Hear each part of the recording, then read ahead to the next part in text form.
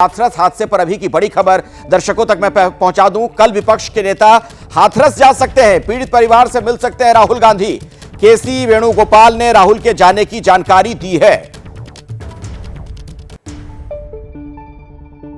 It was quietly an unfortunate incident. Leader of opposition in the Lok Sabha is planning to visit Hathras. He will go to the Hathras and he will interact with the people, those who are affected. तो एक तरीके से विपक्ष को बैठे बिठाए राजनीति करने का मौका भी मिल गया है। इतनी बड़ी संख्या में लोगों की जान गई है। राहुल गांधी अब हाथरस पहुंचेंगे, इस तरीके की बात आप सुन रहे थे। केसी वेणुगोपाल कह रहे थे। रविकांत भी लगातार हमारे साथ जुड़े हुए हैं। रविकांत, अब तक की जो जांच हुई, तफ्तीश जिस दिशा में आगे बढ़ रही है, उसमें बाबा की और क्या भूमिका सामने आ रही है? क्योंकि कहा यह भी जा रहा है कि पहले भी उसके खिलाफ कई तरीके के आरोप लगे हैं, जमीन तक हथियाने के आरोप लग चुके हैं। देखिए, आरोप कई लग चुके हैं। एक बार जेल जाने की बात भी है कि वो जेल जा चुके हैं। स्थानीय निवासियों से हमने जो बात की, अलग सोर्सेस से भी हमें पता लगा था, लेकिन स्थानीय निवासियों का कहना है कि उनके ऊपर रेप के चार्जेस भी लग चुके हैं एक समय पहले। और जो उनके लिए कहा जा रहा है कि उन्होंने नौकरी छोड़ करके अध्यात्म में आए, ये नुक्ता ध्यान देने की बात है। उनके ऊपर जब रेप के चार्जेस लगे, उसके बाद उनको नौकरी छोड़नी पड़ी थी। उनको रिजाइन देने के लिए कहा गया था, वरना उन्हें बर्खास्त किया जाता। इसलिए उन्होंने नौकरी छोड़ी और उसके बाद ये आध्यात्म की ओर, यानी लोगों को जाल में फंसाने वाला जो आध्यात्म है, उसकी ओर ये अग्रसर हुए। और लगातार ये उन गरीबों को टारगेट करते थे जो झाड़ फूंक में विश्वास रखते हों और इतने गरीब और सताए हुए हों कि उनकी कोई जब ना पूछ रहा हो तो बाबा वहां पहुंचते थे और ऐसे घरों को टारगेट करते थे और ऐसे लोगों को चमत्कार की बातें करते थे कि आप हमारे यहाँ से आइएगा, हम आपको आशीर्वाद देंगे, आप ठीक हो जाइएगा। दुनिया भर की जो समस्याएं होती हैं एक गरीब आदमी की, उनको लेकर के वो उनको प्रभावित करने की कोशिश करते थे और खास तौर से उस तबके को टारगेट करते थे जो झाड़ फूंक में विश्वास करता हो, चमत्कार में विश्वास करता हो। और खास तौर पर जो अशिक्षित लोग थे, उन्हें ये बाबा टारगेट करता था ताकि आसानी से उनका ब्रेन वॉश कर सके।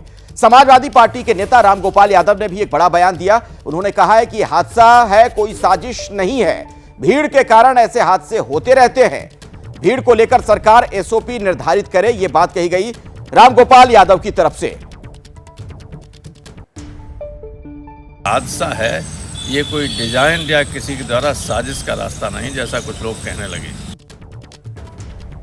वीरेश के पास आपको एक बार फिर से मैं लिए चलता हूं। वीरेश, कुल मिलाकर ऐसा लग रहा है कि जो योगी आदित्यनाथ ने बयान दिया था जब वो घटनास्थल पर पहुंचे थे, उन्होंने कहा था कि साजिश वाले दृष्टिकोण से भी, उस एंगल से भी पूरे मामले की पड़ताल होगी। तो क्या इसका जवाब रामगोपाल यादव दे रहे हैं जब वो कह रहे हैं कि ये हादसा है, कोई साजिश नहीं?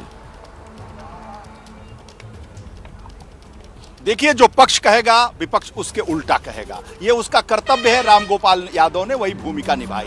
और एपी जो सिंह हैं, जो वकील हैं, वो भी तो कह रहे थे कि साजिश हुई है, साजिश हुई है, षड्यंत्र हुआ है, 2.5 लाख लोग आ गए। और ऐसे में षड्यंत्र की वजह से लोगों ने कहा कि जो भभूत है, जो प्रसाद है, उसको उठाया जाए, उसको लगाया जाए। तो ये तमाम तरह की बातें हैं, समझ में नहीं आती। अगर साजिश है, षड्यंत्र है, तो उसका खुलासा होना चाहिए। अगर जो षड्यंत्र है किसने किया, सबसे बड़ा तो सवाल ये है कि पुलिस आपकी, प्रशासन आपका, जिला के सारे लोग आपके, तो उच्चाधिकारी आपके, फिर साजिश हो जाती है। तो ऐसे साजिश में तो सैकड़े लोगों की जान जाती ही रहेगी। पक्ष भी है, विपक्ष भी है, तो साजिश कहीं और साजिश को अंजाम देना अगर इतना आसान ही है तो फिर पुलिस और प्रशासन का क्या काम है? हाथरस हादसे पर अखिलेश यादव ने भी बड़ा बयान दिया। सरकार हर बात छिपाना चाहती है, सरकार जिम्मेदारी से भाग नहीं सकती। मुझे घटना के पीछे साजिश नहीं दिखाई दे रही। समाजवादी पार्टी की सरकार होती तो इतना समय नहीं लगता। ये कार्यक्रम कोई पहली बार नहीं हो रहा था। इस तरह के कार्यक्रम समय समय पर उत्तर प्रदेश में जगह जगह पर होते हैं। ये पूरी तरीके से जिम्मेदारी प्रशासन और सरकार की रही। एक बार फिर से संजय त्रिपाठी के पास मैं आपको लिए चलता हूं। संजय, थोड़ी देर पहले खबर आई कि राहुल गांधी हाथरस जाएंगे। आपने अखिलेश यादव का बयान सुना। जाहिर तौर पर विपक्ष के जो लोग हैं राजनीति करेंगे, लेकिन राजनीति करने का मौका किसने दिया? सवाल तो यह भी है ना, पुलिस प्रशासन की नाक के नीचे अगर इस तरह की इतनी बड़ी घटना हो जाएगी तो सवाल तो खड़े होंगे। बिल्कुल खड़े होंगे। और राजनीति के लिए बाबा का मंच अभी नहीं इस्तेमाल बल्कि पहले से भी होता रहा है। आपने देखा किस तरह से बड़ी संख्या में जो अनुयायी उसके आते थे, तो उस वक्त भी तमाम उत्तर प्रदेश के बड़े नेता बाबा के मंच पर देखे गए हैं। बाबा के आशीर्वाद की भी बात कहते रहे कि बाबा का आशीर्वाद हमारे ऊपर है, इस तरह के बयान भी आते रहे हैं। और अब जब घटना हो गई है तो निश्चित रूप से यही नेता जो उस मंच को अपने फायदे के लिए इस्तेमाल करने जाते थे, आज भी अपने फायदे के लिए अखिलेश यादव ने खुद तारीफ की थी संजय। अखिलेश यादव ने एक पोस्ट पर लिखा था, एक सैंडल पर। हाँ। बिल्कुल लिखा था। और अखिलेश यादव उस कार्यक्रम में देखे भी गए थे, मंच पर उन्होंने भाषण भी दिया था, वहाँ हजारों की संख्या में लोग तब भी मौजूद थे तब। लेकिन अखिलेश यादव ने शायद इस बात पर ध्यान न दिया हो कि एसओपी का पालन किया गया है या नहीं किया गया। लेकिन अब चूंकि घटना हो गई है तो ऐसे में सभी को एसओपी की याद आएगी, चाहे वो सरकार हो या विपक्ष हो। अब राहुल गांधी भी आएंगे, अखिलेश यादव भी आएंगे, तमाम जो दूसरे दल के नेता हैं वो लगातार इस तरह की राजनीति करेंगे और राजनीतिक रोटियां सेकेंगे। तो इसमें कुछ नया नहीं होने जा रहा है। बस कहानी अंत में अखिलेश यही आती है कि आगे से ऐसी घटना ना होने पाए। दरअसल दुर्भाग्यपूर्ण स्थिति संजय यह है कि ये तमाम जो बाबा हैं ये राजनीति के लिए जरूरी हो गए हैं, क्योंकि इनके पास अपना वोट बैंक होता है। बहुत बहुत शुक्रिया आप सभी का ये जानकारी दर्शकों तक पहुंचाने के लिए। जैसे ही घड़ी का काटा दोपहर 2:30 पे आए, बबीता जी का दिल सास बहू साजिश के लिए मचल जाए।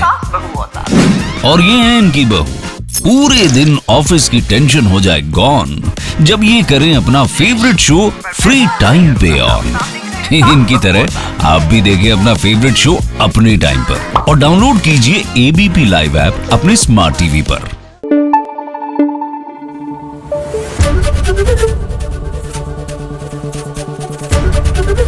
एबीपी न्यूज आपको रखे आगे।